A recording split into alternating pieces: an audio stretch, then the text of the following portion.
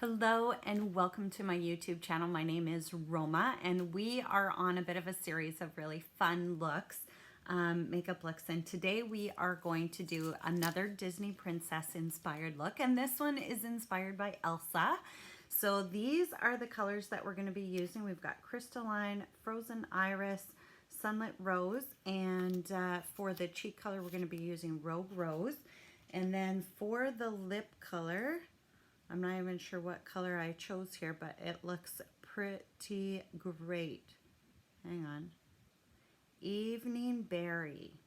It's one of our new lip glosses. It's going to be fantastic. So that's the color palette that we're going to be using. We're going to do a really simple look. So today we're going to start with that crystalline look. Crystalline eyeshadow. We're going to use our all over eyeshadow brush. And this is going to go on the upper part of our lid. So everything above the crease. So it's just going to go way up here. I know when you first start to do eyeshadow, it feels weird that you're putting color way up high, but it will make sense. Trust me. Trust me. So crystalline is a really great look you can use as a highlighter any point in time. It's really great to put in the corners of your eyes. For those of us that are a little bit more mature, it adds some brightness to the corner of our eye and therefore youth, which is awesome. So our all over eyeshadow has got some great bristles on it, and we're going to use that for Frozen Iris to go right on the lid itself, just like that. So now we've got two separate colors, and that is okay. We're going to blend them all together. So this part goes on the lower lid part, the part of your lid that opens and closes. And the third color, Sunlit Rose, we are going to put in the crease, so right in the middle. And I really like to, honestly, I really like to use our eye smudger brush for the crease color. So Sunlit Rose, that goes right in the crease. When I do my crease color, I actually like to hold the brush a little bit further out on the end.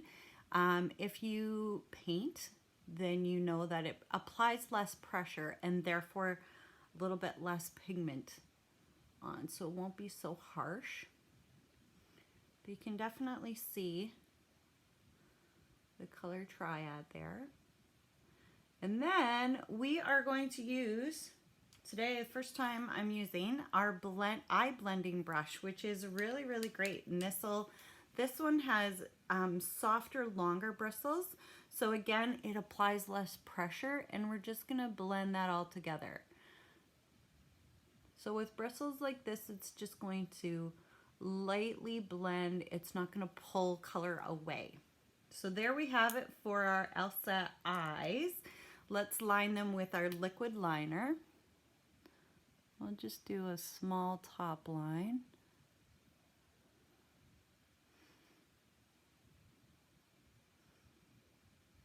Now, I will be the first to admit I'm kind of a messy liner. Has to do with how much coffee I consume in the morning. It's quite extensive, so I'm a little bit shaky. And I find that there's a bit of a gap between my line and my actual roots of my lashes that sometimes happen.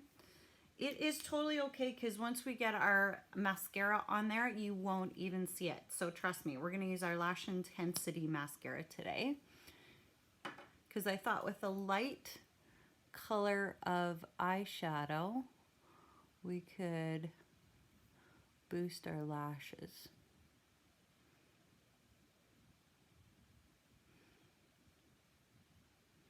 And with mascara, you generally like to get as close to the root as possible and then brush it onto the tips.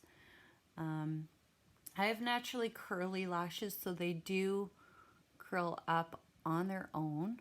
But if you were to curl your lashes, the safest thing to do is to curl your lashes first and then apply your mascara. It seems to work better if you have mascara on first, but what happens then is that you're actually pulling a sticky lash with your curler and can cause damage longer term. So we want to be very careful about that.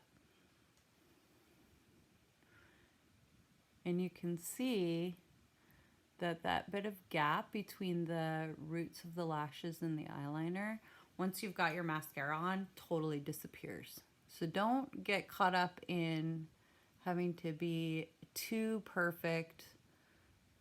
Doesn't have to be too perfect because it will change once that mascara goes on.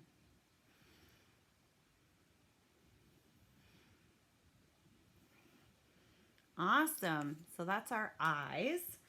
Now let's just do a quick little, we're going to use the Rogue Rose, which is a really, really pretty pink color. A little bit of cheek color. I'm going to use our rounded part of our cheek brush. Just on the apples of the cheeks and along the cheekbone. And I like to pull it into the hairline because otherwise it looks like I don't have any color. Looks a little bit more natural. Just like that. And then this Evening Berry lip gloss. I picked a purple top today too, so it all kind of goes together. Fun, right?